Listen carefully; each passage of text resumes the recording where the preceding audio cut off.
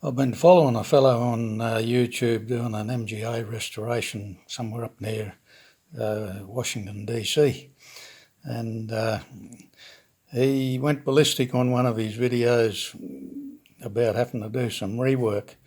Well, let me say, Christo S, you are not alone, my boy. It happens to all of us.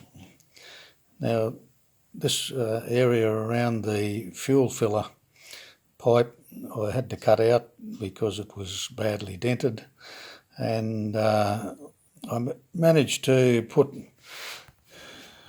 another one in. However, when I matched up the boot lid or the trunk lid gap, it just was not quite right.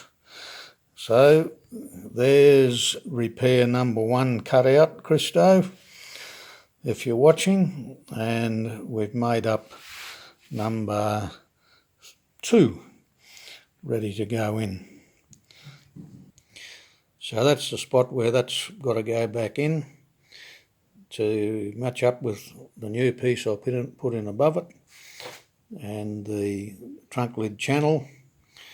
We've got that straight one going in across there now, and the other corner one in. A couple of little wells there still to do, but I'll show you all that when it's all finished and finished off with a little bit of metal filler.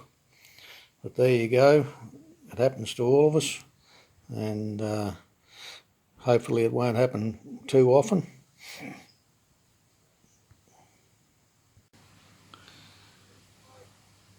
Right, well, I've got that little bit of rework done there. The gap is much better. I will have to put a tiny little bit of metal fill in there to just to even it up. But that's all good now. I've managed to do that rear corner there, hammered that up to a fairly acceptable standard, and I actually put in a new edge piece from there around to there. So that's all of that edging's basically been replaced now, right along, right up over, right up to there. We've now got the replacement panel put in there. A little bit of a trick to that, but that's been welded in through there up to there. But what I didn't do, I didn't fit the guard up when before I actually welded that in proper, and it could have gone back probably another 4mm or so towards the rear. That hole and that hole from there to there aren't quite the right distance, so I'll have to use up all of that elongated hole on the fender to get it to fit up there. But no, that's all went in quite well. I've started to put a little bit of that metal, fiberglass metal filler there over those wells. A fellow on YouTube recommended that you use that straight on top of the wells, so it's just a bit of a skim, nothing serious. And